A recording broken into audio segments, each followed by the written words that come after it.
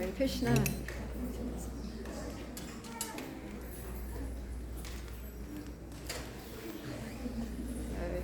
Hare Krishna. Is it on? It's on. Jaya Radha Madhava Kunja Bihari. Jaya Radha Madhava Kunja Bihari. Jaya Radha Madhava Kunja Bihari. Jaya Radha Madhava Kunja Bihari.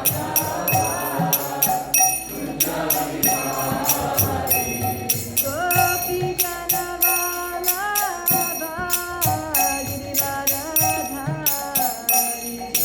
Gopi Jana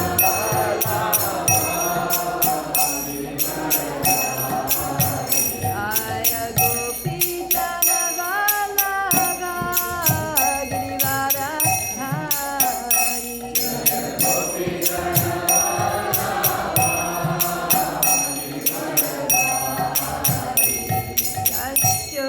Yashodanandana Vrajajana Yashodanandana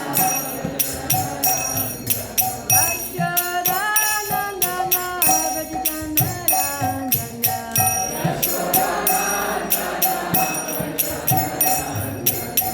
Yamuna Tira Vanachari. Yamuna Tira Vanachari.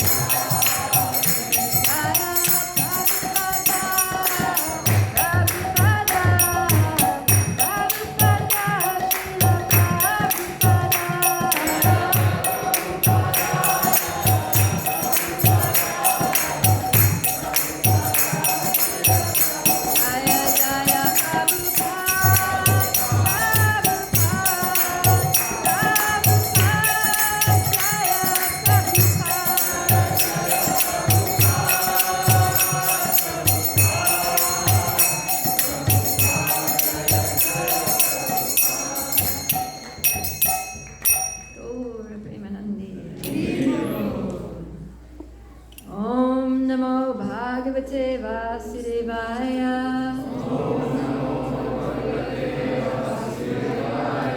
Om Namo Bhagavate Vasudevaya. Om Namo Bhagavate Vasudevaya.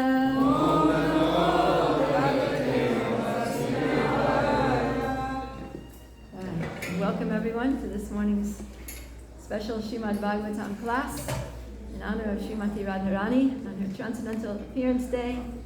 Radhastami Mahamohotsava Ki Jai!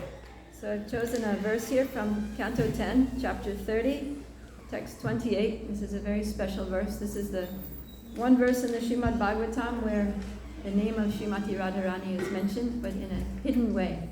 So you'll see it as we recite the Sanskrit. Let's go to where the devotees can see the Sanskrit.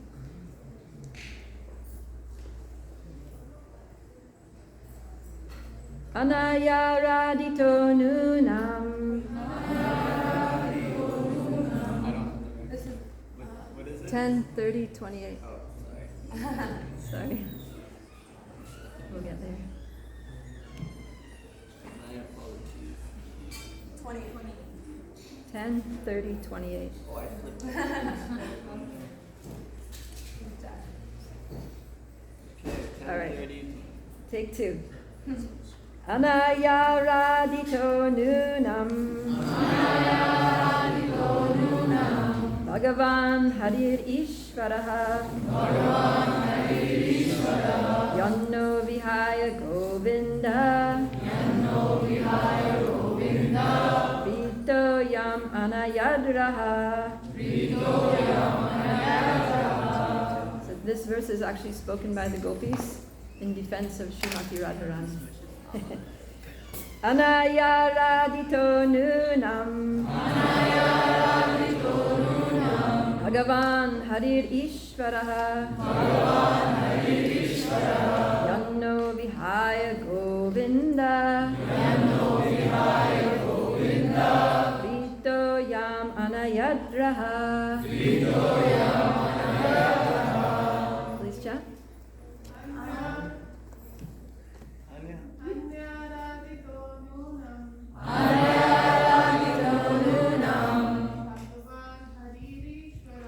Bhagavan Haririshvaraha. Yanno Vihaya Govinda. Prito Yamanayadraha. Anaya Radito Nunam. Bhagavan Haririshvaraha. Yanno Vihaya Govinda. Prito Yamanayadraha. Anaya Radito Nunam. Bhagavan Haririshvaraha. Yanno Vihaya Govinda. Prito Yamanayadraha. Anaya Radito Nunam. Bhagavan Haririshvaraha.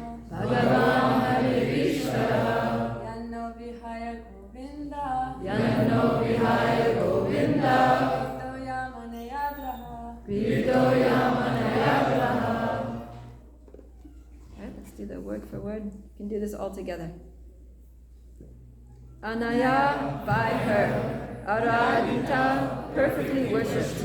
Nunam, certainty. Bhagavan, the supreme Godhead. Hari, Lord Krishna. Ishvara, the supreme controller. Yad, inasmuch as. Na, us. Vihaya, rejecting. Govinda, Lord Govinda. Prita, pleased. Yam, whom. Anayat, led. Raha, to a secluded place. Translation and purport. This is by the disciples of His Divine Grace, A.C. Bhaktivedanta Swami Srila Prabhupada Ki Jai. Certainly this particular gopi has perfectly worshipped the all-powerful personality of Godhead Govinda, since he was so pleased with her that he abandoned the rest of us and brought her to a secluded place. Who is that particular gopi? Radhe. Jai Shri Radhe. So please repeat. Certainly this particular gopi has perfectly worshipped the all-powerful personality of Godhead. Govinda. Since he was so pleased with her that he abandoned the rest of us and brought her to a secluded place.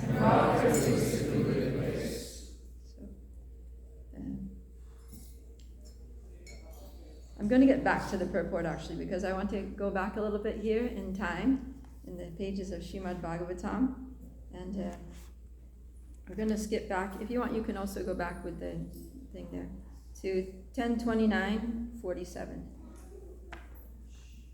because this is where this episode starts off.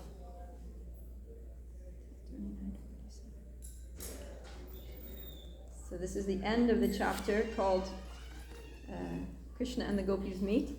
So in this chapter, the gopis and Krishna meet, and they have so many loving exchanges, and they start to dance. They're having the rasa dance, but then something happens. Krishna detects some feeling which is not conducive towards the love that he wants to accentuate and relish in during the rasa dance. So this is speaking of that. It says, Evan Bhagavata Krishna Labdamana Mahatmana Atmana Me Nire Strinam Maninyo Yadikam Bhuvi. The gopis became proud of themselves for having received such special attention from Krishna, the Supreme Personality of Godhead, and each of them thought herself the best woman on earth. So the purport says, the gopis were proud because they had attained as their lover the greatest of all personalities. So in a sense, they were proud of Krishna. So this seems like, that's not a fault to be proud of Krishna, right? If we're proud of ourselves, that's a fault. But if we're proud of Krishna, that Krishna is so wonderful, Krishna is so amazing, that's a good thing, right? We should be proud of Krishna. And we can also be proud of our relationship. I'm a devotee of Krishna. Such a wonderful thing to be a devotee of Krishna. So in the purport, that's being brought out, that it wasn't necessarily a fault. And it says here that also the pride of the gopis was a pretense created by Krishna's pastime potency in order to intensify their love for him through separation. So this is also, it's not that the gopis had the fault, the anartha of being proud. But one, it was a good thing because it was in relation to Krishna. And two, it was Krishna's desire that this feeling arise in them because he had a particular objective in mind. To intensify their love through separation. In this connection, Srila Vishwanath Chakravarti Thakur quotes Bharad Muni's Natyam Shastra that direct contact is not fully appreciated until separation has been experienced. And then in the next verse here, Tasam tatso bhagamadam vikshyamanam chakeshava rashamaya prasadaya tatraivantaradiyata. Lord Keshava, seeing the gopis too proud of their good fortune, wanted to relieve them of this pride and show them further mercy. Thus he immediately disappeared. So the acharyas bring out the word prasadaya, which means mercy. So it was actually Krishna's mercy. Sometimes Krishna shows his mercy in ways that don't appear to us to be very merciful. The disciples of Prabhupada write, the Lord Krishna was not going to neglect the gopis. Rather, he would increase the power of their loving affairs by making another spectacular arrangement. After all, the gopis were basically proud of Krishna. He also made this arrangement, as we shall see, to show special favor to the beautiful young daughter of King Vrishabhanu. So this is another reason, is to increase their love through separation. That's one reason. And also to show us that pride is not something that Krishna likes. And of course, in this case, the gopis weren't really proud, but in our case, we are really proud sometimes. And so it's a lesson for us that when there's pride, then Krishna disappears. Krishna turns away from pridefulness. He's attracted by humility. And then the third reason is to show special favor, to glorify Srimati Radharani as the best of all transcendental cowherd girls of Braj, who are all totally absorbed in love with him. But of all his lovers, Srimati Radharani is the most beloved and the best at giving him transcendental pleasure. So this pastime glorifies Srimati Radharani. And in the Kavi Karnapur's book, Ananda Vrindavan Champu, he says this very poetically. He says, the gopis were on a boat, sailing on the river, being pushed by the winds of prema. So you can imagine there's a sailboat pushed by the winds. The gopis are on that boat, and the wind that's pushing them along is prema, is their love for Krishna. So they're gliding, on the surface of the water, relishing the excitement of these waves. Then suddenly Krishna broke the boat, and the gopis had to bail out the water of pride. It's a nice way of putting it. So who caused the water of pride to come into the boat? Krishna. Krishna broke the boat, right? Krishna came and he caused some crack there in the hull of the ship. And then the water started gradually coming in. And then who had to bail it out? The gopis. So this is Krishna. So Krishna left suddenly. And it's described that it was so sudden that See, at that time in the Rasa Lila, Krishna expands himself to be with every gopi, just like we see here in the beautiful painting. So Krishna's with every gopi, and the gopis are all interacting with him in their own unique, loving ways. They're all serving him in different ways according to their heart's desire to serve Krishna. And so one devotee, one gopi, she's about to put a garland on Krishna. So she's strung this beautiful garland, and now's the moment when Krishna's right there with her. She feels like Krishna's only with me. I just want to offer him this garland that I made with love. And she's just about to put the garland on Krishna, and Krishna's gone. Right? She's just about to let it go. She lets it go, and she's thinking it's going to fall on Krishna's shoulders, and it falls on the ground. She's like, what happened? And then another gopi, she's dancing with Krishna, and she's, just about to go in for the twirl. She twirls around, and when she looks back when she comes around full circle and where Krishna is supposed to be, he's not there. Where's Krishna? So all of them have this experience of, Krishna's there, and suddenly he's not there anymore. He just disappeared from all of them. And so all of a sudden, whereas just a minute ago, they were, absorbed in so much ecstasy, so much bliss, now all of a sudden they're plunged into the ocean of grief and separation from Krishna. So this pain of separation from Krishna is very, very intense for the gopis because of the intensity of their love. So we can experience this also in our relationships, that proportionate to the intensity with which we love someone is the pain that we feel when we're separated from them. And if anyone has had the unfortunate experience of losing someone dear to them, having a loved one die, especially if you're a parent and you have a child that dies untimely when they're just small, it's just so heart-wrenching. It's maddening. It's enough to make the person just go insane, actually. And it just tears your heart apart day and night. I remember one time I was actually at Radhakund last year, and I was going to visit a friend who lives there, and she's a disciple of Srila Prabhupada. But anyway, so I was on the way to the house, and we had to pass through this little area where there was a lot of people gathered, and there was a lot of emotion. And you could hear people wailing, just wailing and screaming. And the energy was like very intense and intensely disturbing. And I was just like, what is going on? And then my friend said that the family just had a child die. So it was this emotion of just like wailing out in total grief, just maddening grief, forgetting everything else, not caring about what people think of you, like just the world is over. And so, we feel this, we can feel this intensity of grief and separation from a loved one. But who is our most dear loved one? Who do we have actually the closest relationship with?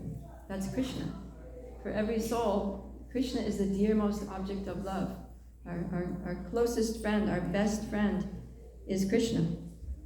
So here we are in the material world, separated from Krishna. Why are we not wailing? Why are we not beating our head against the wall, in pain of separation? So Bhagavatam describes, because our hearts are steel framed. So that love is inside. The love is inside the heart, but it's trapped, it's caged within a steel or an iron cage. And it can't get out. So we don't experience it. But the fire of Krishna consciousness, the fire of bhakti, is so strong that it's able to melt even steel, even the steel frame of our hearts. So if we go on practicing bhakti, then gradually the steel frame will soften, and it'll start to crack, and some of these ecstatic, loving emotions for Krishna that are in there will emerge, and they'll start to leak out, and they'll taste real love for Krishna, that love that is ours, that is by our nature, that we have this love for Krishna, and it'll gradually flood the heart. So this is the stage of bhava bhakti, when the bhav, ecstatic loving emotion for Krishna, floods the heart, and the heart becomes very soft, like melted butter. So Srimati Radharani's heart is described like that, as being like melted butter, so soft. And the soft-heartedness of the prema bhaktas, of those who have actually love for Krishna, gives an extreme sweetness and tenderness to all of their interactions with each other. So, sometimes devotees can be critical, can be harsh with each other. And this is not the nature of love for Krishna. Radharani is not harsh with other devotees. So we can tell a devotee's advancement in Krishna consciousness by the symptom of sweet, affectionate, loving dealings with other devotees. So in this pastime, Krishna warns about pride. Right? That's what we're seeing here, is that Krishna doesn't like it when we think that we're better than others, when we think that we're something special, the most fortunate person in the world, or I'm the best at doing this particular service. Even if you are, objectively speaking, from a material point of view, the best person, like you make the best garlands, or no one cooks as good as you, or no one dresses the deities as beautifully as you do, or no one plays mridanga as skillfully as you do. Materially, that may be an objective fact, okay? But all of our material qualities, we need to remember, are due to karma, right? They're basically due to our past credits that give us a propensity for those things, and due to our present, how much practice we've put into it, which is also a kind of karma. When we act, when we practice things in this world, we became good at it. So that's all good. That's all great when we do it in the service of Krishna, but we should remember that these abilities are also temporary, right? Anything material is temporary. So we shouldn't think that because I can do this better than another devotee, that I am intrinsically better than another devotee, because that's not the case. Because Krishna says, Samoham Sarvabhuteshu, that he sees all living entities as equal, as we are on the spiritual platform. And Krishna is not so impressed by our material abilities anyway. He's impressed by the bhakti, the devotion with which we offer those material abilities to him. And we see this in the pastime of Lord Ramachandra when they're building the bridge to Lanka, right? This is the famous example of this, that Hanuman was carrying big boulders and throwing them in there to make the bridge to Lanka. And these little squirrels and spiders were there coming with little grains of sand or little tiny pebbles.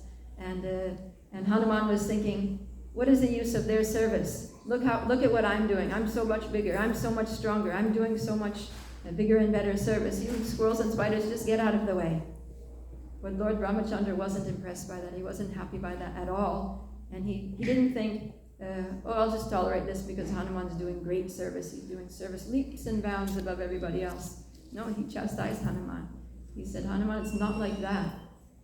These spiders and squirrels have just as much devotion as you do, and they're doing their best in the same way that you're doing your best.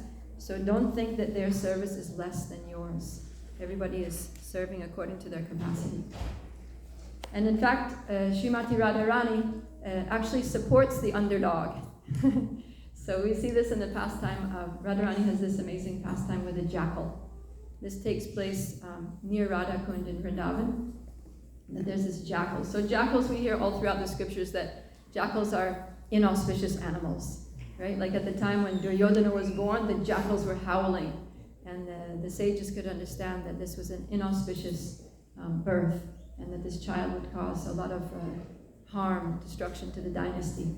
So jackals, they're these, if you've ever been to Mayapur especially, there's many jackals prowling around Mayapur at night, and they're very creepy. They look like dogs, but they're the scruffiest, mangiest dogs you've ever seen, and they're just like, they slink around. They're super creepy and scary.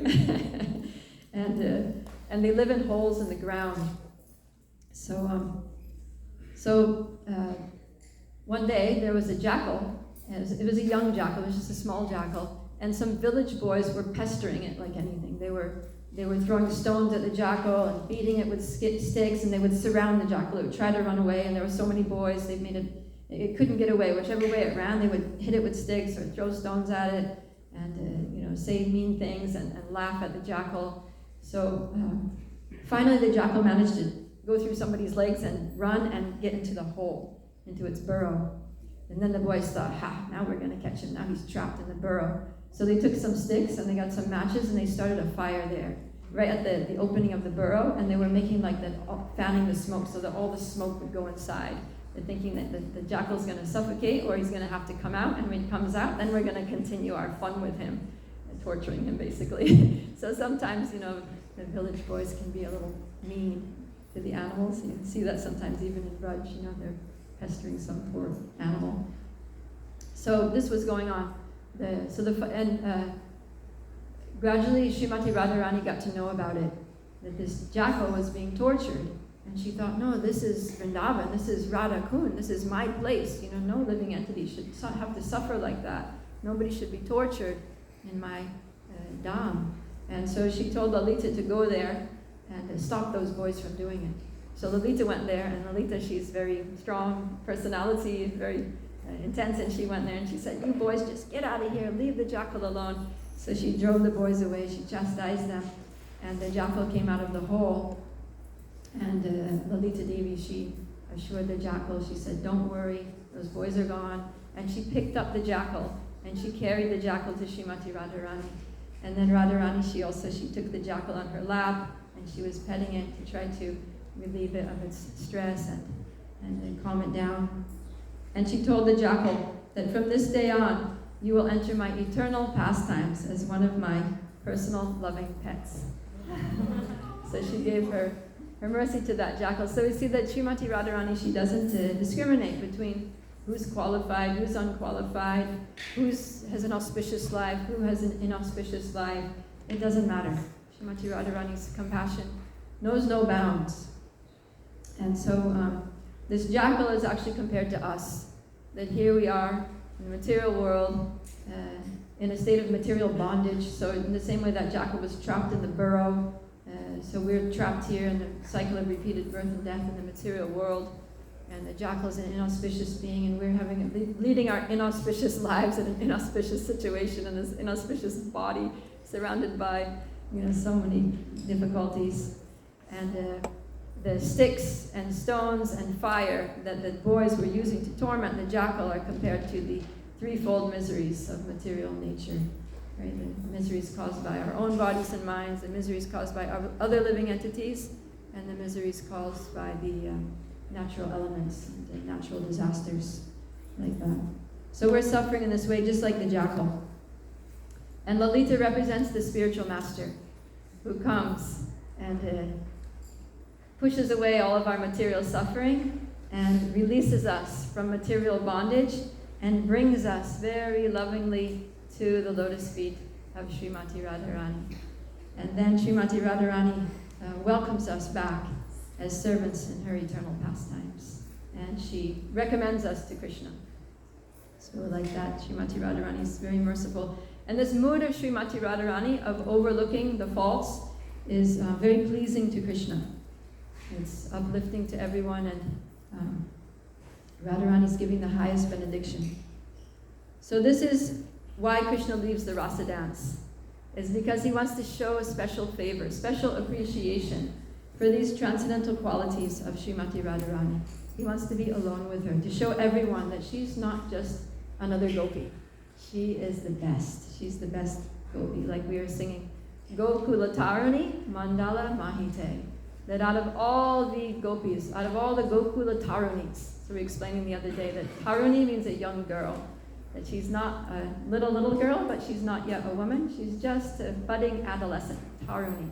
So out of all of the Tarunis in Gokul, the Gokula Tarunis, so there's a whole circle, there's a whole mandala of these beautiful Gokula Tarunis, and out of the whole Gokula Taruni mandala, Srimati Radharani is the Mahita.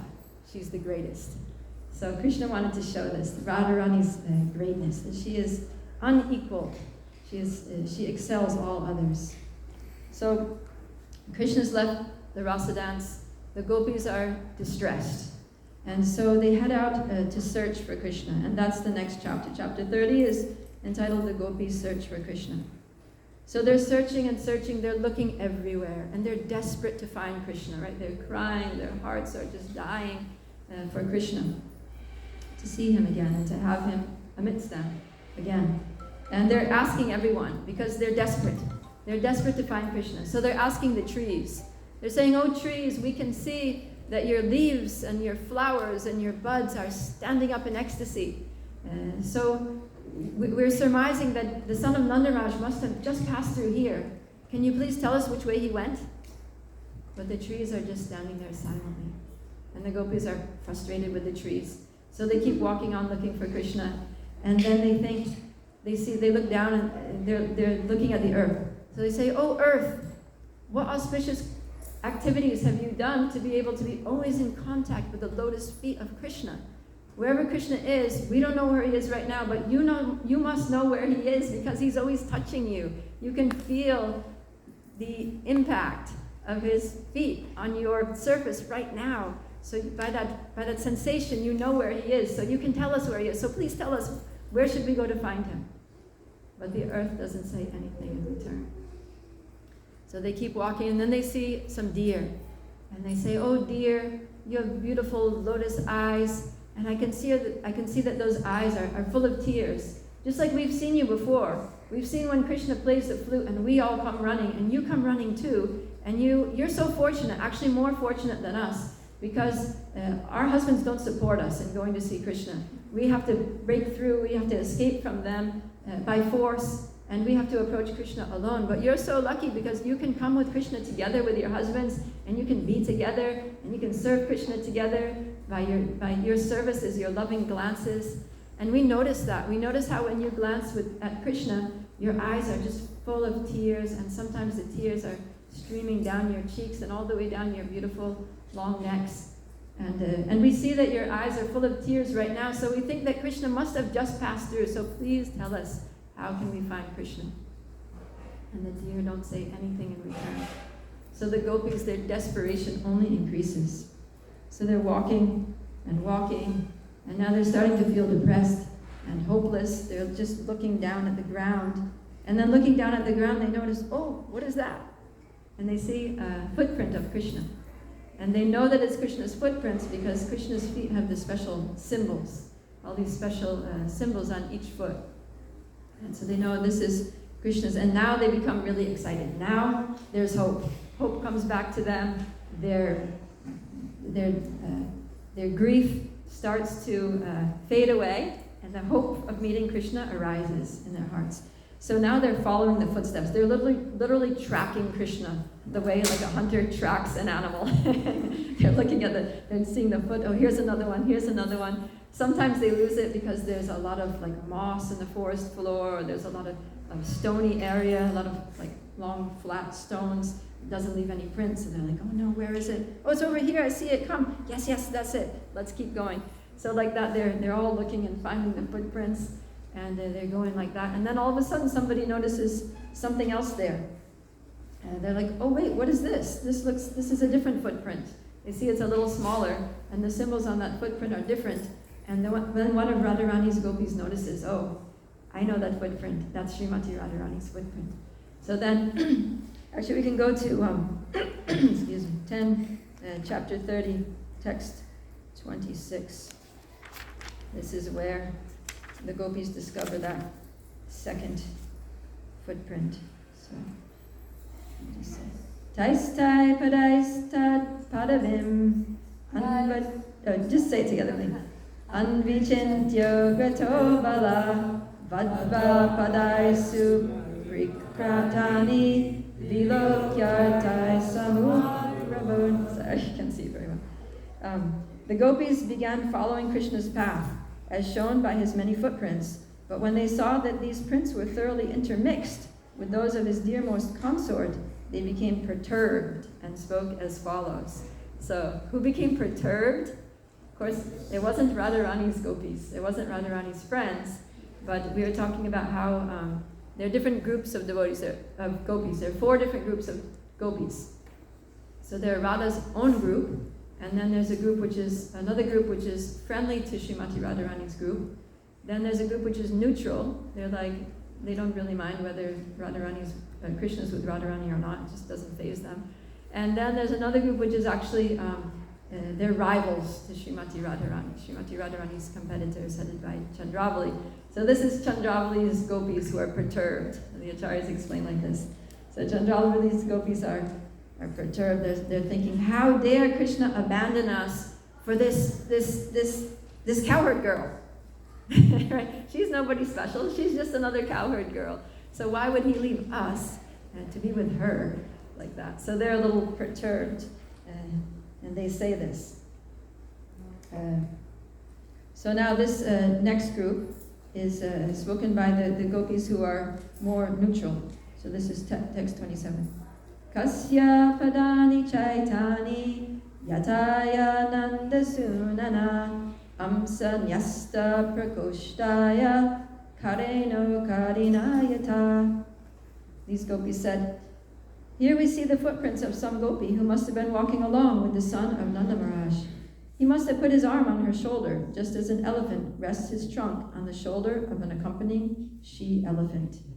So they're comparing them to the male elephant and the she-elephant.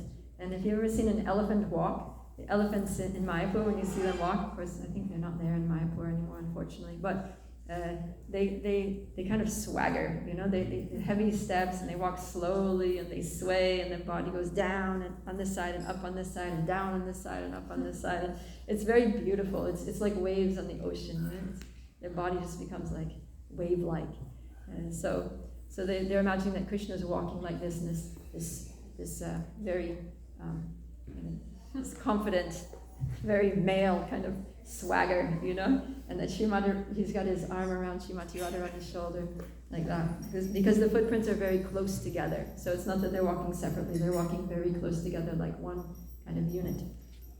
They notice like that.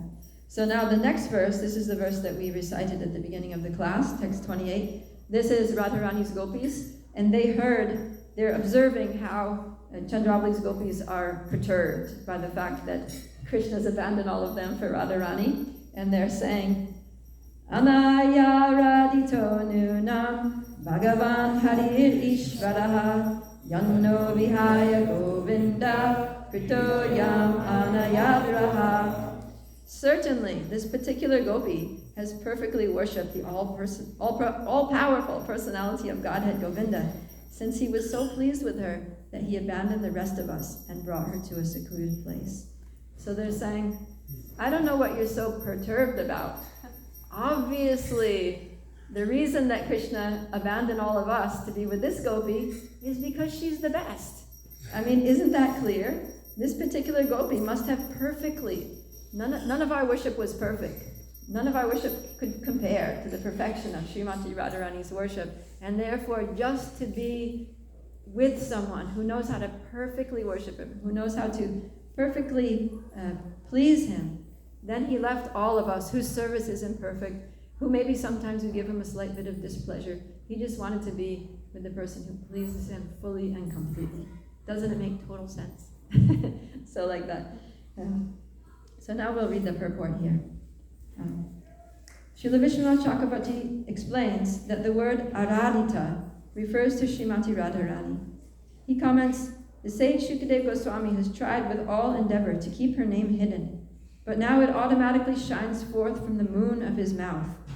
That he has spoken her name is indeed her mercy, and thus the word Aradhita is like the rumbling of a kettle drum sounded to announce her great good fortune.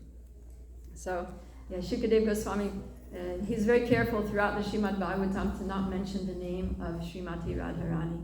And that's because in Radha and Krishna's eternal Leela, Shukadeva Goswami is a very intimate servant of Radha and Krishna.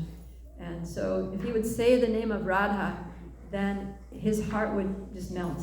And he would become so ecstatic that he wouldn't be able to continue reciting the Radha and Krishna's pastimes or complete the Bhagavatam.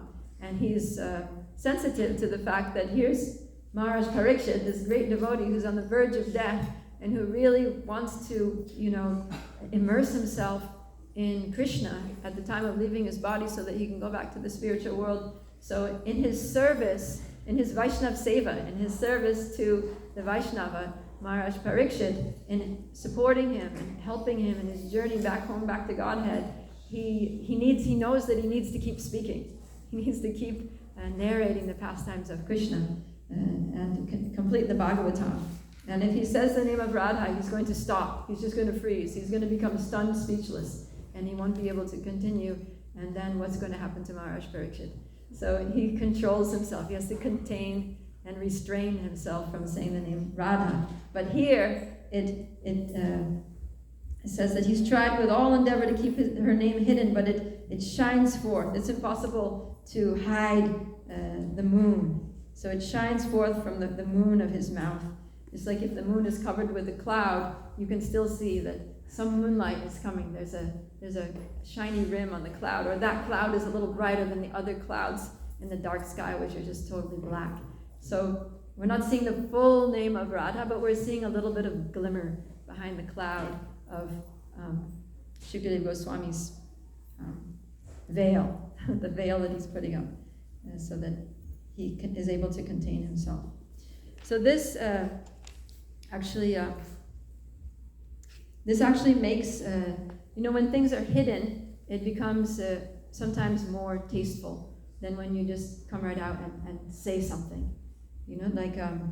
There's this story of that Burijan Prabhu tells, that one time he made a ring, or he had a ring made, a golden ring made for Srila Prabhupada. And so it was this beautiful golden ring, and it was engraved, inside it had an engraving that said, Jai ISKCON. So he gave this ring to Srila Prabhupada, and Srila Prabhupada, he appreciated it, and he put it on his finger. So then, some days later, Srila Prabhupada was getting his massage, and there was a devotee there. His name was Sudam Prabhu, one of Prabhupada's disciples, was massaging Srila Prabhupada. So he was massaging all over, and he was massaging his arms, and then massaging his hands, and then he saw that Srila Prabhupada had this nice gold ring that he'd never noticed before. So then he says, Srila Prabhupada, where did you get this new ring?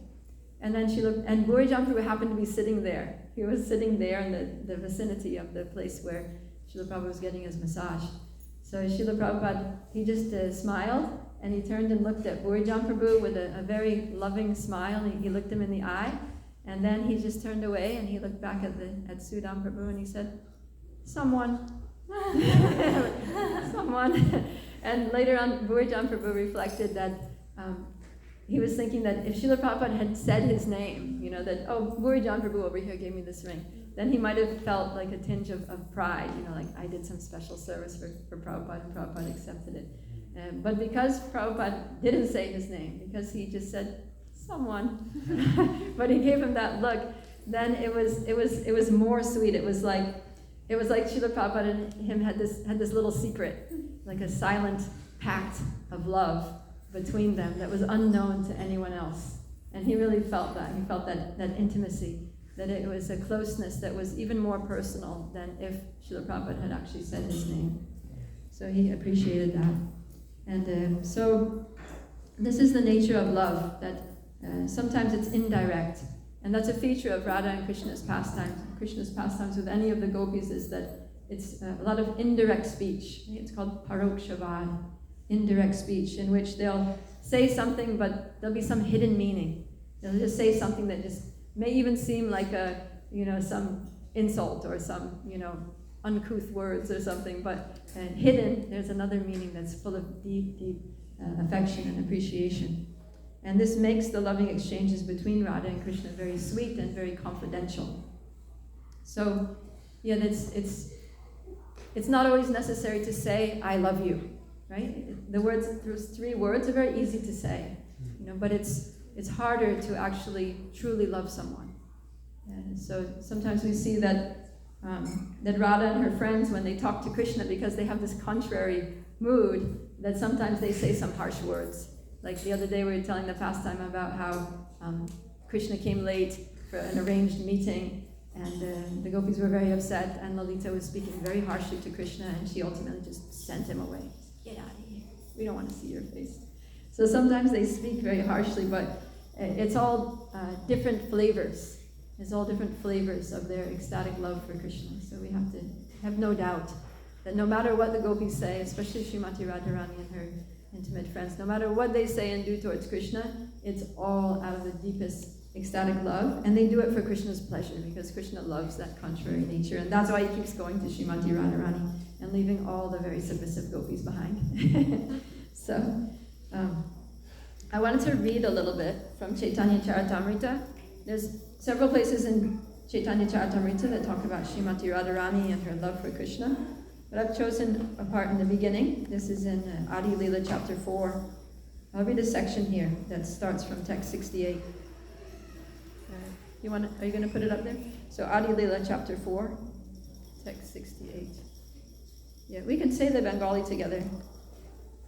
Nrsinga Rupa told me that this class could go along till like 9:30, so in some time. So it's always sweet. Somehow, even though I don't understand Bengali, I know some words, like some familiar words, but somehow reading the Bengali of Chaitanya Charitamrita is just so sweet that, I don't know, it just makes the English more, like 10 times more ecstatic when you read the Bengali. I don't know if others have experienced that, but I experienced it. Okay, so let's do it. Ladini rasara prema prema sara bhava bhavera parama kasta nama mahabhava. The essence of the Hladini potency is love of God. The essence of love of God is emotion, bhava, and the ultimate development of emotion is mahabhava. And so, Srimati Radharani is the personification of Krishna's Hladini Shakti, his pleasure-giving potency, which Krishna's Kaviraj Goswami is saying is the essence of love of God. So she is the personification of the essence of love of God in its highest, ultimate form of development. That's Srimati. Oh, that's called Mahabhav. All right, I'm jumping ahead. Let's go to the next one. Mahabhava. Oh, you're gonna have to be fast, Ajay. Mahabhava Swarupa Shri Radha Thakurani Sarva Guna Kani Krishna Kanta Shiromani. So here's where he says, Shri Radha Thakurani is the embodiment of Mahabhav. She is the repository of all good qualities and the crest jewel among all the lovely consorts of Lord Krishna. Text 70.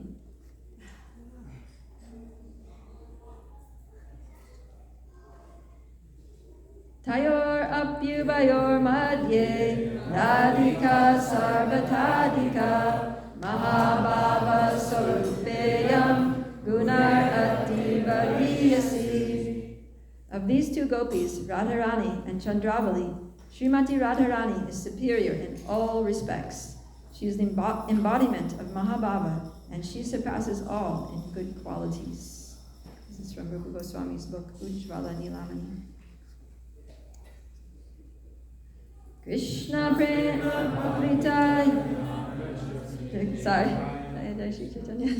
Krishna prema bhavita yanra chitendriya kaya Krishna nija shakti radha krida sahaya.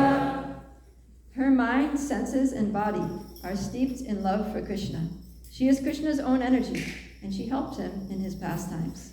So everything about Radharani, her mind, her senses, her whole body is steeped in love for Krishna, because there's no difference between Radharani's body and soul.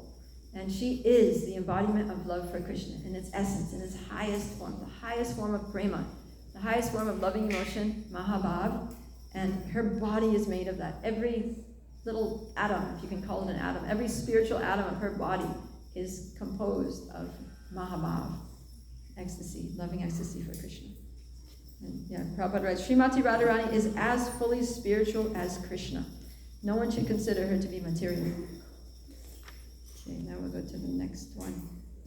This is Brahma Samhita.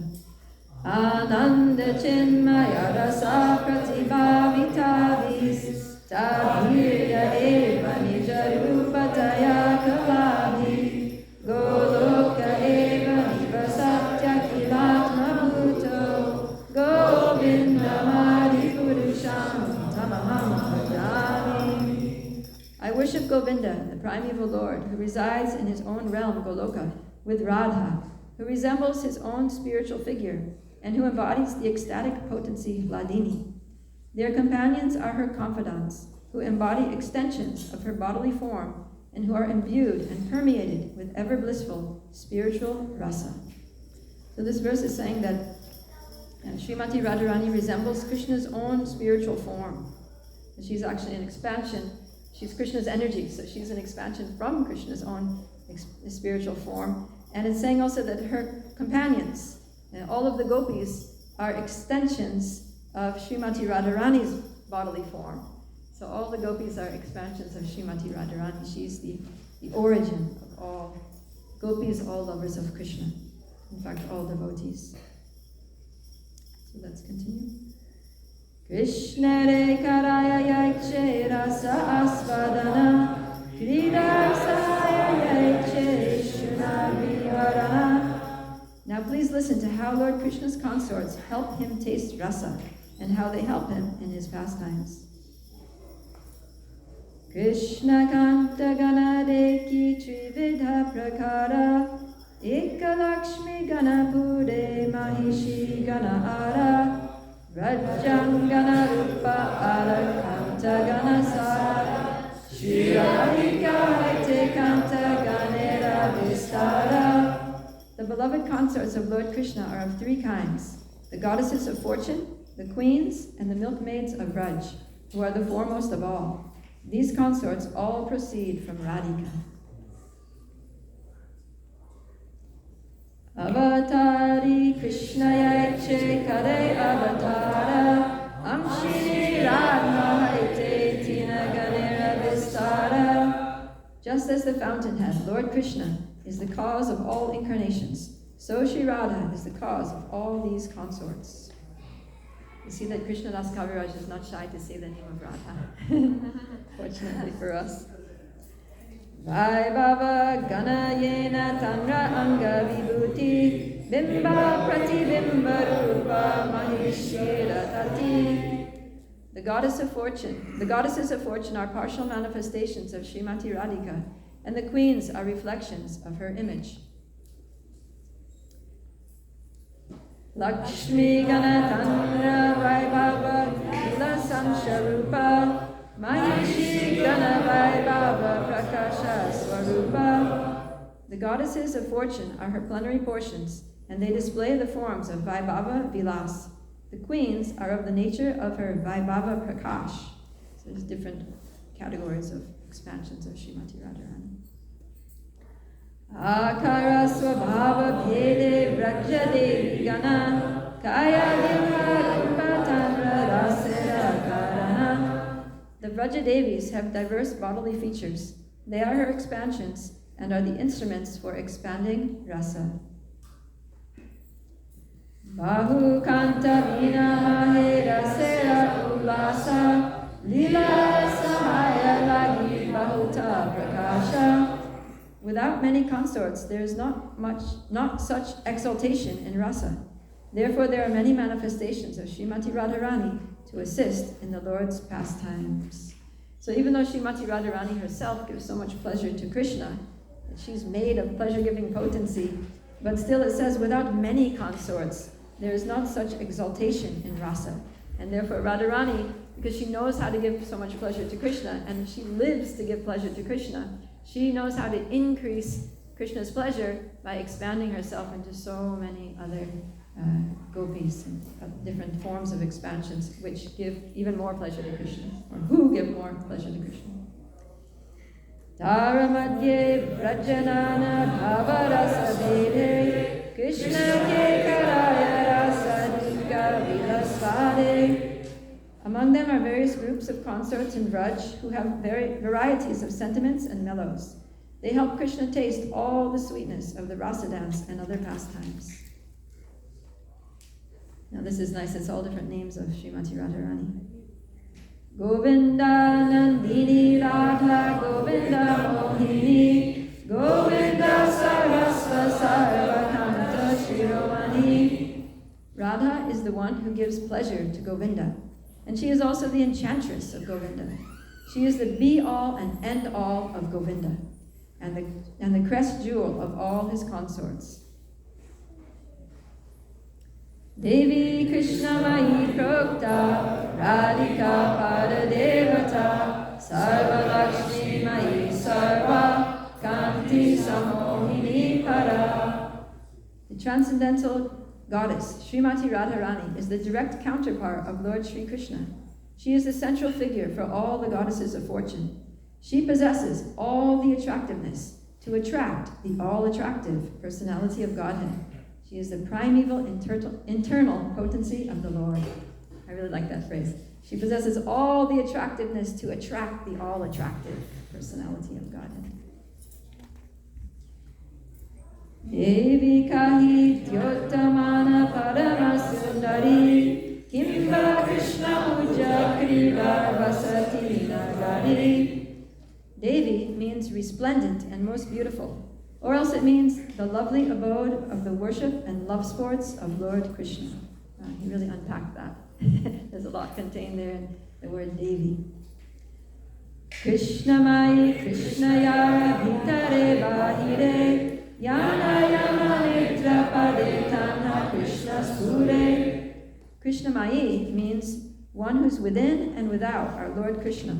She sees Lord Krishna wherever she casts her glance. She sees Krishna everywhere. Kimva prema rasamaya Krishnera swarupa Tanra shakti tanra sahaya ekarupa. Or Krishnamai means that she is identical with Lord Krishna, for she embodies the mellows of love. The energy of Lord Krishna is identical with him. Krishna vancha purti rupa kare aradhane Ataeva radhika nama purana bhakane. Her worship, aradhana, consists of fulfilling the desires of Lord Krishna. Therefore, the Puranas call her Radhika. So the way that Radharani worships her is not like the way that we worships Krishna. Is not the way we worship Krishna, right? We go on the altar and offer incense, lamp, flower like that, fan. But Radharani worships Krishna by dancing with him, by embracing him, by speaking so many sweet, affectionate words to him. And her worship is all of her loving gestures and loving activities with Krishna. So it's a very special worship. Text 88. Now this is a verse that will ring a bell to you now, hopefully. Anaya radito nunam Bhagavan Harir Ishvaraha Yano Vihaya Govinda Rito Yam Anayadraha. Truly, the personality of Godhead has been worshipped by her. Therefore, Lord Govinda, being pleased, has brought her to a lonely spot, leaving all of us behind. So this kind of brings us full circle. Now we're back. So we're back here in the forest of Raj, where the gopis have just discovered, they haven't found Krishna yet, but they found his footprints, and they've seen that Srimati Radharani's footprints are there intertwined with Krishna's footprints. So now they're following two sets of footprints, and they're making all kinds of speculations. They're saying, here, in this place, judging by the footprints, it looks like, they stopped and maybe they had a little lover's quarrel because the footprints moved apart from each other and they're facing each other. Or here, we see only half of Krishna's footprints, just the toes and the front part of his foot. So he must have been picking a flower to put in Radharani's hair. Or here, we see only one set of footprints. So it must be Srimati Radharani got tired and asked Krishna, and Krishna carried her. Like that, they're making all kinds of speculations about what they're doing. And then finally, we go here in chapter 30 to text 40, where the gopis find something. So, Shri Shuka Uvacha, let's read it. Anvichantyo Bhagavato Margam Gopyo Vidurita Dadrishu Priya Vishleshan Mohitam Dukitam Sakim. So that last line, Mohitam Dukitam Sakim. So they find their Saki. Sakim means their friend. But what state is she in? Mohitam. She's bewildered. And Dukitam. She's very sad. She's very distressed. So the whole time they're thinking, some of the gopis, not Radha's gopis. Radha's gopis are elated that Krishna is alone with Radha. But the other gopis are thinking, who is this gopi? Who does she think she is? Why? How could Krishna be so, undiscerning to choose her over us? And so there are these feelings of a little bit of jealousy. But when they see Srimati Radharani with this mohitam, dukitam, just very distressed, actually some of the acharyas say that Radharani was so grief-stricken that she fell unconscious and that she was lying there. And remember, it was the middle of the night. They're in the forest. So it's in the dark. There's no lights, there's no street lights. It's complete dark. The only light is a little moon filtering through the trees, but even that is sparse because this is in the dense forest. It's not in a clearing. So there's just some specks of moonlight by which they can discern that, oh, that's Srimati Radharani. So there's this young girl, very delicate, very, yes, very delicate, and she's lying there on the ground in the middle of the forest, in the middle of the night, and she's distressed. She's lying there unconscious. It's a very devastating scene. And so even the gopis who were a little bit jealous of her before, they're thinking, oh, poor Srimati Radharani. Because Krishna left them, but at least they were together. They had each other, to cling to commiserate with, and to, enjoy the excitement of finding Krishna, like that. But Radharani here, she's alone, with nobody to talk to, no shoulder to cry on, and just totally abandoned.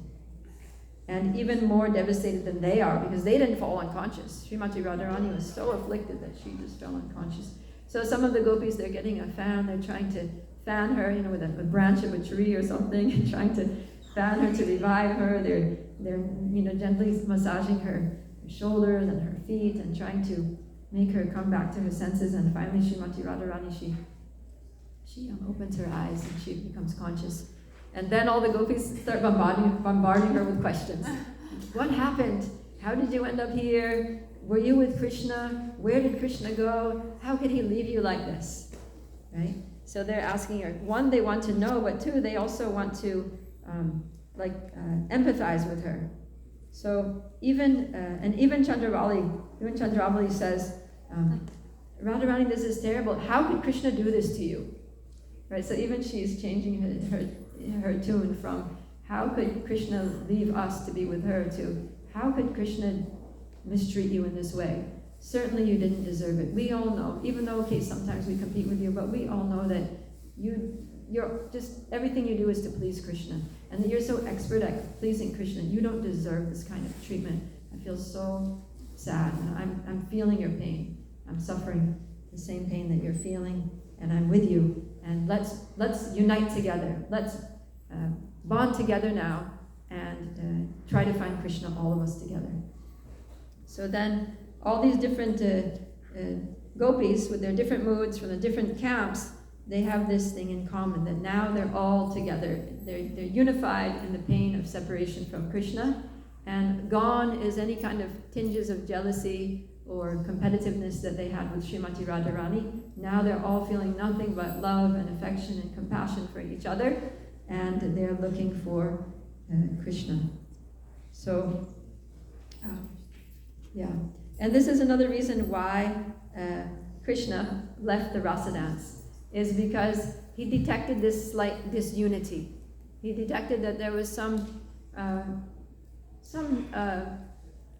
tinge of criticism, that some gopis were thinking that, oh, who is this gopi? She's not as good as me. Krishna should be with me only, or something like that. There was just a little bit of lacking of complete, uninhibited, unconditional love for each other within the hearts and minds of the gopis.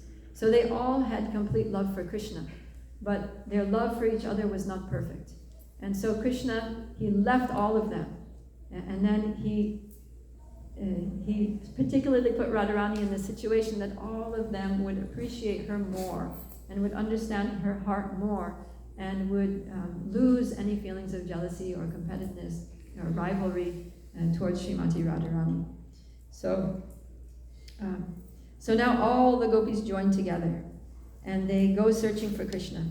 And they're looking here and there, they're not finding Krishna. They're going to the densest, most dark parts of the forest, which are full of, where all the layers of the animals, the vicious, vicious animals are. But they're fearlessly looking for Krishna. And they get stuck in thorns and thickets. And then after a while, they're just like, oh, this is hopeless. We're just getting tired and hurt and fearful. Why don't we just go back to the Yamuna, the same place where we were enjoying the rasa dance with Krishna before, and there's nothing, we just have to wait. So they realize that by their own efforts alone, there's no way that they can find Krishna. That is, it's only by Krishna's mercy that he's going to reappear. So that's the same thing with us, right? There's nothing ultimately that we can do to make Krishna appear in our lives. But we have to try. We try our best, but ultimately we have to just wait for Krishna to make his appearance, to reveal himself to us, to make his presence very vividly felt in our lives. So they all go back to the Yamuna, and at least this place is nice. It's a familiar space, beautiful Yamunas flowing there. Just sitting beside a river is always very calming, right? We feel that when we sit by a river, even if we're a little distressed or anxious about something, we go sit by the side of a river. It has that pacifying effect. So the Yamuna, and what to speak of Yamuna? The Yamuna is, herself a pure devotee of Krishna. So they're sitting there in the association of Yamuna Devi, and they're starting to feel a little more pacified. And this place is a clearing, so the moon is coming, so it's at least well lit. So they're feeling a little comforted there by the bank of the Yamuna. And so together they start singing. So let me just go to text 43 here. Text 43. This is very nice. Tanmanaskas tadalapas tadvichestas tadatmika tadgunan eva gayantyo Natma garani sasmaru. So this tat means that, or that person. So the that here, tat means Krishna. So it says, tat manaskas, that their minds, man means the mind, their minds were filled with thoughts of him, of Krishna. And then tat alapas. Alap means their conversations. So their speech, their conversations were all about him, Krishna. And then tat vichestas. So chesta means activities. And so tat vichestas means they were imitating his activities. And then tat atmika. Atmika means the self, the person. So tat atmika means that it's translated filled with his presence. They felt his personal presence amongst them by the other things, by filling their minds with him, by speaking about him, by imitating his activities. And also, tat gunan eva gayantya. The gayantya means singing, and they were singing what? Tat gunan, about his qualities, about his glories. And while they were immersed in this absorption of thinking and singing and talking and imitating Krishna, then na atma agarani sasmaru. They forgot all about their homes and families. They were just totally immersed in Krishna. All external kind of aspects of their life that weren't directly connected to Krishna, all just fell away from their consciousness. So, the translation, their minds absorbed in thoughts of him, they conversed about him, acted out his pastimes, and felt themselves filled with his presence. They completely forgot about their homes as they loudly sang the glories of Krishna's transcendental qualities. And then the last verse of this pastime is very sweet also. Puna pulinam agatya kalindya Krishna bhavanaha samaveta jagu Krishna tat agama kamshita. So this translation. The gopis again came to the bank of the Kalindi. Kalindi is another name for Yamuna. Meditating on Krishna and eagerly hoping he would come, they sat down together to sing of him. So this very nice, the third line here says Samaveta Jagu Krishna. So Samaveta, we know from the Premadwani prayers that we sing at the end of Kirtan, right? Samaveta Bhakta Vrinda Ki Jai. So Samaveta means joining together. So that when we say Samaveta, it's not the Samaveta. It's Samaveta Bhakta Vrinda. It means that all the devotees, all the bhaktas who are assembled here together. It literally means all glories to the assembled devotees. Samaveta Bhakta Vrinda Ki Jai. So here, it's very significant that Shukadeva Goswami is saying Samaveta. that they're joined together. Because before they weren't so unified, they weren't so joined together. But now, after this whole incident happened, now they're completely joined together. Their hearts, their minds are all on the same page. They're all immersed with love for Krishna and with love for each other. So he's emphasizing that their togetherness, that they are together. They are like, the gopis of Vrindavan all together. And so what are they doing together? Jagu Krishna. Jagu means that they are singing. They sang Krishna, about Krishna. And so the whole next chapter is the Gopi Gita. There's all the beautiful songs and prayers that the gopis are singing together. They're on the bank of the Yamuna about Krishna. And the Jiva Goswami says that this also means that they were singing the Hare Krishna mantra. And the way Srila Prabhupada summarizes this chapter in the Krishna book is the chapter ends with, he says, all the gopis sat down together and with their hearts full of love on the bank of the Yamuna, they sang Hare Krishna, Krishna Krishna, Hare Hare, Hare Rama, Rama Rama, Hare Hare. So it's like so they sing the Gopi Gita. This is actually what they're singing. But the Acharyas say they also sing the Hare Krishna Mahamantra. So it's like, when sometimes we'll get together and sing a bhajan, we'll sing some devotional song, and then always at the end of the devotional song, we'll do some Hare Krishnas, right? We'll go into the Hare Krishna mantra. So this is the origin of this way of doing kirtan. Bhajan kirtan was started by the gopis, that they start off with some bhajan, with some prayers, and then they wrap it up with the Hare Krishna mantra. So all these things are going on. And this verse is amazing. It actually gives us so much guidance for how to chant the glories of Krishna, for how to chant the holy names. We see here, I'll just briefly, that we should chant the holy names together with other devotees. Samaveta, Jagu Krishna. To chant together, right? Sankirtan. It's not just kirtan, but Sankirtan. That we chant the names, we do kirtan together with other devotees, following the footsteps of the gopis. And that we chant with feeling, right? Krishna Bhavanaha. Bhava means feeling. So Krishna Bhavanaha means meditating on Krishna with feeling, with love. My younger daughter's name is Krishna Bhava. So it means with love, with loving emotion for Krishna, full of loving emotion for Krishna. That's how we should chant. And the last thing, tad agama kankshitaha, eagerly desiring his arrival.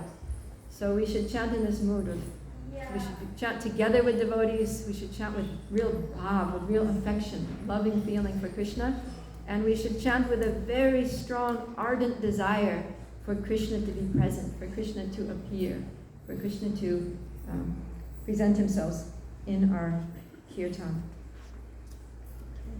So then, now the gopis are chanting, they're all together, and it even says here that we can skip forward to the next, where is it?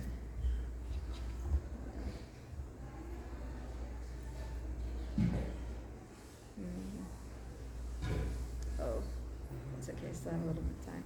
Okay, so the first verse of the next chapter is the Gopi songs of separation. Now we're going to chapter 32 now, called The Reunion. So this is the good news, there's going to be a reunion. So Krishna, now seeing that the gopis are all together chanting his glories, now he's going to appear. So text 1.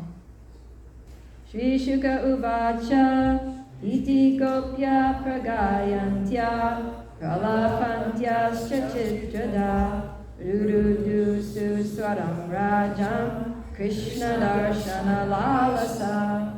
The last line of this is easy to understand. Krishna Darshana Lalasaha. Lalasa means hankering, like intense, like greed for something. You want it very badly.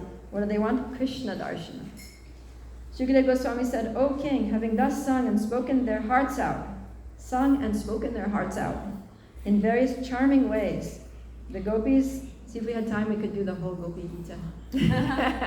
I was like wanting to do that. But anyways, suffice it to say that they spoke and sang their hearts out in various charming ways. After this, the gopis began to weep loudly. They were very eager to see Lord Krishna. Then, Tasam avira buchchori maya mana mukambuja pitambara dara shagvi sakshan manmata. So they saw this pitambara dara. The first thing that hit their eyes was the pitambara dara, was the pitambara. What's pitambara? It means his yellow clothes. They saw his gorgeous yellow garments. Then Krishna, a smile on his lotus face, appeared before the gopis, wearing a garland and a yellow garment. He directly appeared as one who can bewilder the mind of Cupid, who himself bewilders the minds of ordinary people. So Krishna appears there. And he was so satisfied. Let's see. Something that I wanted to. I guess it's coming later.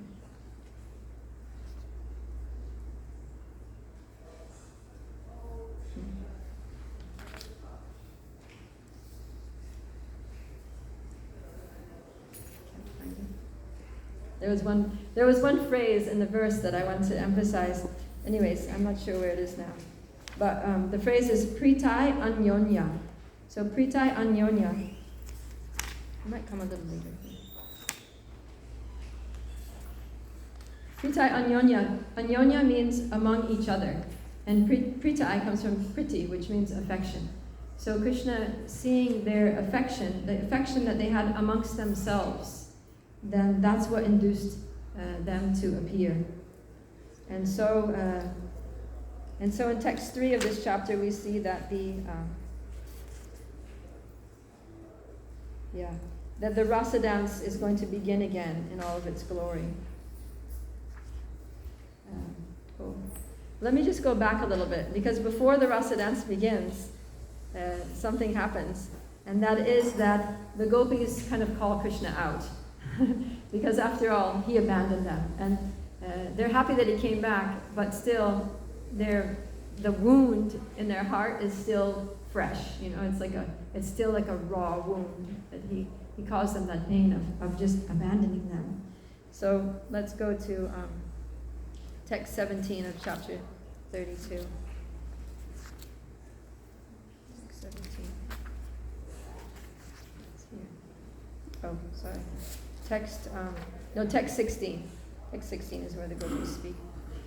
Shri Gopya Uchu Vajato Nupajantyeka Eka Etad Viparyayam Novayamscha Vajantyeka Etan no Bruhi Sadhubho. The gopis said, some people reciprocate the affection only of those who are affectionate towards them, while others show affection even to those who are indifferent or inimical. And yet others will not show affection towards anyone. Dear Krishna, please properly explain this matter towards us, this matter to us. So the gopis are, the commentators say, by this apparently polite question, the gopis want to expose Lord Krishna's failure to properly reciprocate their love. They were very disturbed when Sri Krishna left them in the forest, and they want to know why he caused them to suffer in these loving affairs. So they're saying, Krishna, we were nothing but affectionate to you, but you didn't reciprocate. So what kind of a person are you? So then now Krishna is going to explain himself. Shri Bhagavanu Vacha Mito Bhajanti Ye Sakya Swartai Kanto Dhyamahite Nayatra Soridam Dharma Swartartam Taddinanyata. The Supreme Personality of Godhead said, so-called friends will show affection for each other only to benefit themselves, who are actually selfish. They have no true friendship, nor are they following the true principles of religion. Indeed, if they did not expect benefit for themselves, they would not reciprocate. So then Krishna is actually glorifying the gopis' love here. He's saying that in the gopis' pure loving relationship with him, there's no sense of selfish interest, but rather only love for one's friend. And the next verse. Bhajantya bhajato yevai karuna pitaro yata dharmo nirapavadotra soridam jasam madhyama. Sorry. My dear slender-waisted gopis, some people are genuinely merciful, or like parents naturally affectionate. Such persons who devotedly serve even those who fail to reciprocate with them are following the true, faultless path of religion, and they are the true well-wishers. And so he's saying, yeah, there are some people that will be nice to people only if they expect that people will do good things for them in return. That's okay, that's better than nothing, but it's not the best. Now he's saying there are some people that will be nice, be affectionate to others, with even if the others fail to reciprocate. So that's better. Now he says, Bhajantopi navai kechid bhajantya bhajata kuta atmarama hyapta kama akritagya guru druha. Then there are those individuals who are spiritually self-satisfied, materially fulfilled, Then there are those individuals who are spiritually self-satisfied, materially fulfilled, or by nature ungrateful or simply envious of superiors. Such persons will not love even those who love them. What to speak of those who are inimical? So there are other people who they're not affectionate, even if others are affectionate to them. So, yeah. Okay, so now it gets to this. Hold on. Yeah, let's go for a couple more verses here.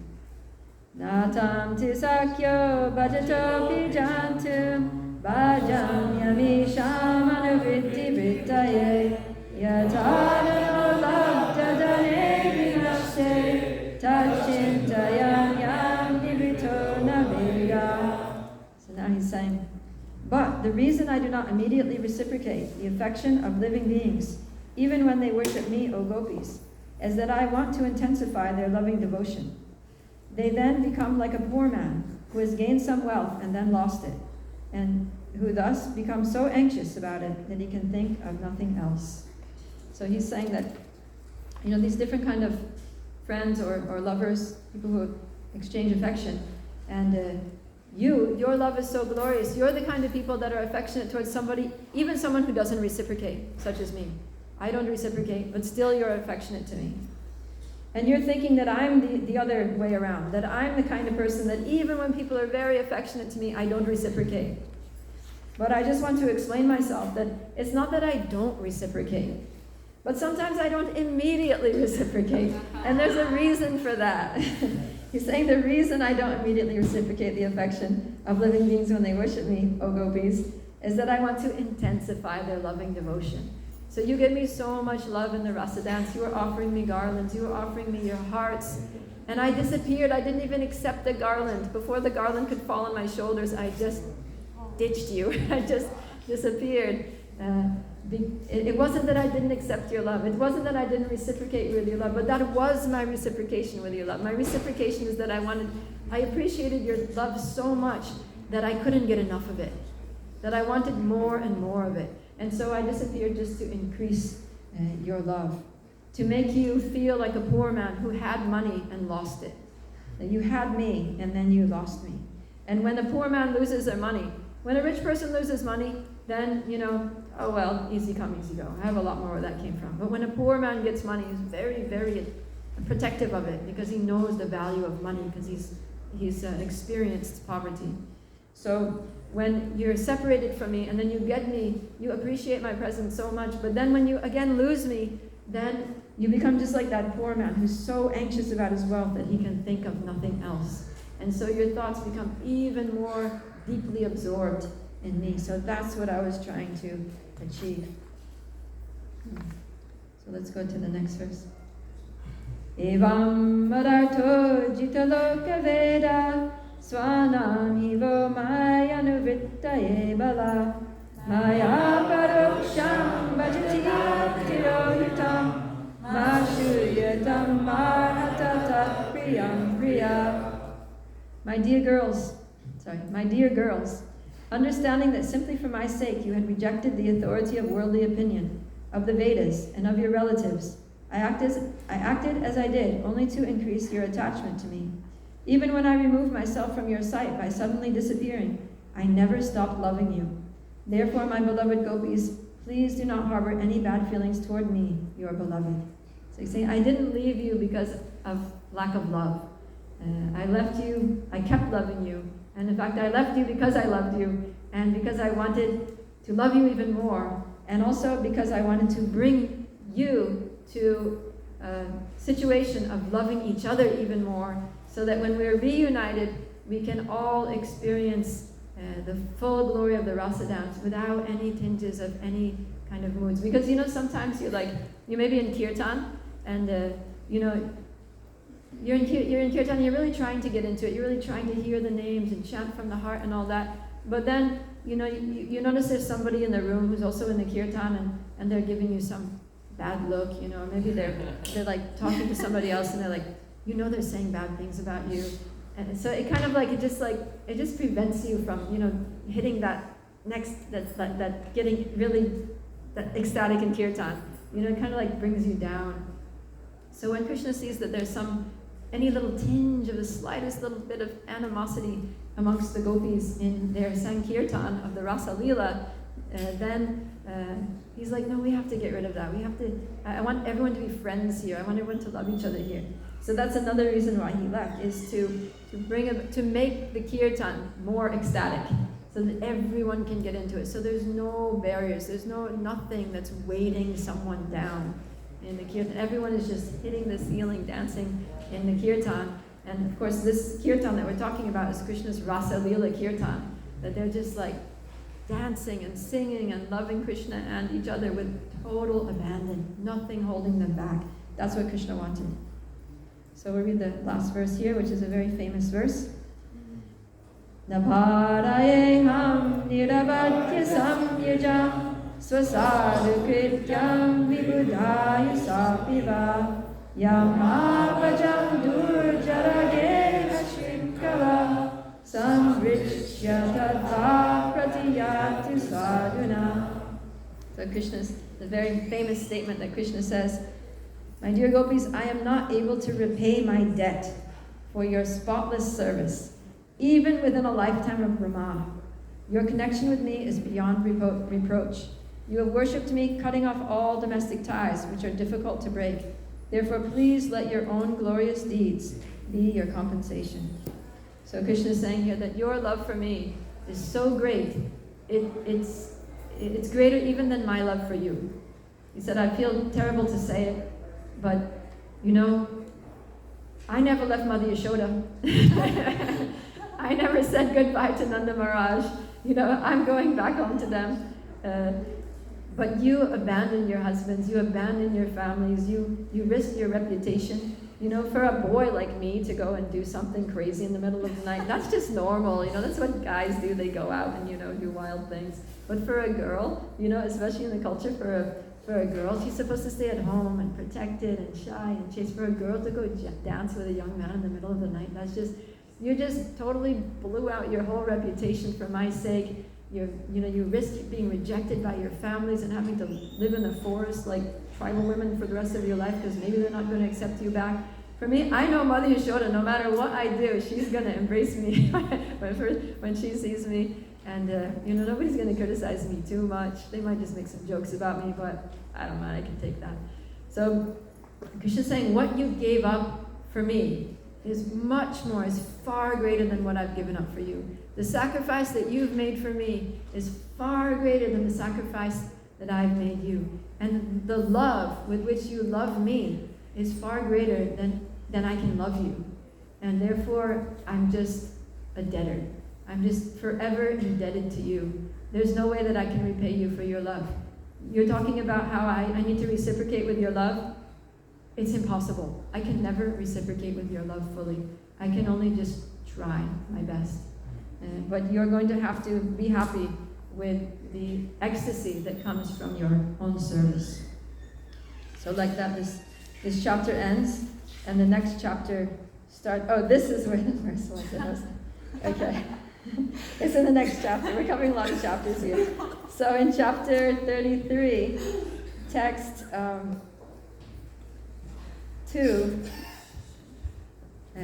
then Shukadeva Goswami says this verse.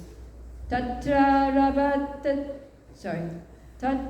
Rabata Govindo Rasa Kridam Anuvatai Sri Radnar Anvita Pritar Anyanyo Badabahuvi. Here's where it is. Pritar Anyonya. So now, right now that everybody has just bared their soul to each other, and expressed their deepest, most loving feelings, and everybody's all united. So Shukadeva Goswami is acknowledging this, that now that they're joined together with love, that they're completely all with affection for each other. There on the Yamuna's banks, Lord Govinda then began the pastime of the rasa dance in the company of those jewels among women, the faithful gopis who joyfully linked their arms together. So it's not only that they were dancing with their arm linked with Krishna, but they also had their arms linked together, which signifies that they all loved each other. And then the rasa dance the whole rest of that chapter is describing the rasa dance, so we're not going to read all that. But I just want to speak a little bit on this point of that, Krishna wants to see loving relationships between the devotees. He really wants us to love each other. And Srila Prabhupada said very famously that your love for me will be shown by how well you cooperate to push on this movement. And Prabhupada spoke about how our relationship should be based on love and trust. Okay? So, and Srimati Radharani also wants this so badly because she knows that it pleases Krishna. She knows that Krishna is pleased by nothing more than when he sees the devotees loving each other and trusting each other and cooperating together in his service. So much so that she sends her most intimate maidservant, Sri Rupa Manjari, to this world as Rupa Goswami to teach us how to love each other. Right? So in Nectar of Instruction it says, Dadami pratigrinati Guyamakyati prichati Punkte bojayate chaiva Shadvidam priti lakshanam. So we're just seeing this priti anyonya, affection. That when we have affection between each other, then Krishna is happy to dance. Right? So we want Krishna to dance in our lives. So we need to develop, we need to work on this priti lakshana. And we can cultivate it, we can actually actively cultivate these loving relationships in 6 ways. Rupa Goswami says, Shadvidam priti lakshanam. So it starts with offering gifts to devotees and accepting gifts in return. Then revealing our hearts and minds in confidence, and also inquiring confidentially from devotees. And then offering prasadam to devotees and accepting prasadam. Those simple ways. And these 6 loving exchanges actually develop, they awaken love for everyone, and they also awaken our dormant love for Krishna. And then Rupa Goswami also says in the same book that we should avoid those things that can cause, that can harm our relationships with other devotees. For example, atyahara prayasascha prajalpo niyamagraha. That we should avoid being greedy, like overeating, like going to the prasadam and taking everything for ourselves and seeing that there's a long line, but still like taking a lot, and knowing that there's not going to be enough for the last person. So sort of being greedy, not considering the needs of others or the feelings of others. And prajalpa, speaking gossip, gossiping about devotees. And usually gossip is criticism, right? So criticizing devotees is very destructive to our relationships. So Rupa Goswami is saying that avoid these things. These things destroy devotional service. And he says that how's the last line? Sadvir Bhaktir Vinashyati. That these things destroy, Vinashyati means they destroy devotional service. And so, like that. And then he says when he's talking about different levels of devotees, he goes through the different levels of Kanishta Adhikari, Madhyam Adhikari, Uttama Adhikari. And we can see that the level of your spiritual advancement is based on how you relate with other devotees. So the Kanishta Adhikari is the person who comes to the temple and, oh Krishna, you're so beautiful, you're so wonderful, and then just like doesn't care about the devotees. Is very dismissive of the feelings of the devotees, is not grateful or appreciative of the service of other devotees. That's the lowest level of devotee, that you worship Krishna, but you don't serve the devotees. You don't love the devotees. And then the middle level devotee is Madhyam Adhikari. So the Madhyam Adhikari is where you worship the Supreme Personality of Godhead, but you make friendship with the devotees. You practice these 6 loving exchanges. You develop affectionate relationships with the devotees.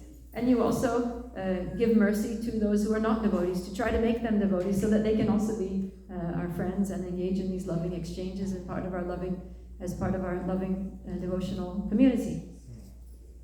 And we, out of mercy, we also avoid people who are very antagonistic, who, if we interact with them, would, make offenses or offend Krishna or other devotees or cause some harm to devotees. So we just try to keep them pacified by keeping a safe distance, like that. So that's the middle level devotee. And then the Uttama Adhikari, the greatest devotee, is the one whose heart is completely devoid of the propensity to criticize others. They don't even have a thought. Even if the person has faults, they don't see the faults. Right? So, yeah, that's the greatest devotee, is the one who totally overlooks the faults and sees only good qualities. Even if the person is an ocean of faults but has one good quality, they see that quality. They see only that quality, not the other things. And they fan the spark of that good quality. And they encourage the devotee. They appreciate them for that good quality. And they're grateful for that person being in the association of devotees so that they can serve Krishna with that one good quality that they have, which is brilliant. So like that, and then Rupa Goswami goes through the different categories of devotees, saying, there's this devotee, and then higher than them is this devotee, and higher than them is this devotee, and of course the highest devotee is Srimati Radharani. He says that of all the damsels, of all the best gopis, the best devotees are the gopis, and of all the cowherd damsels of Raja, Srimati Radharani is the most dear. And similarly beloved to Srimati Radharani is her place, Radha Kund. So the nectar of instruction finishes with Radha Kund reigning supreme among holy dhams, because Radharani's love for Krishna is most openly and intensely expressed at Radha Kund. And so Rupa Goswami is encouraging us to live at Radha Kund. But what does it mean to live at Radha Kund? To live at Radha Kund means to enter into the intimate pastimes of Radha and Krishna, their Madhurya Leela. And how can we do this? Only by loving each other, only by having loving relationships with devotees, because this is the ticket for entering into Radha and Krishna's transcendental loving pastimes. So we see this theme throughout the whole Rasa Leela, throughout Radharani's and the gopis' dealings with Krishna, is that Krishna is very pleased when we love him and we love each other too. And we can't fully love Krishna without loving each other, and we can't fully love each other without loving Krishna. So the two things are inseparable, and this is really the sign of spiritual advancement. So whenever we have a little feeling to criticize someone, we should note in our hearts that, this is a symptom of my lack of love for Krishna. And we should try to drive that thought away. Just chase it away with a blowtorch, with a leaf blower, or whatever, Just get far from my mind. And Krishna, please remove this fault-finding propensity from my heart, so that I can love your devotees purely and completely, and love you, following in the footsteps of Srimati Radharani. So I'll conclude here. Grantaraj Srimad Bhagavatam ki jai. Shri Chaitanya Charitamrita ki jai. Srila Prabhupada ki jai. Srimati Radharani ki jai. Shri Radha Kala Chandji ki jai. Shri Radhastami Mahamahotsava ki jai. Gaura Premanandi. All glories to the assembled devotees.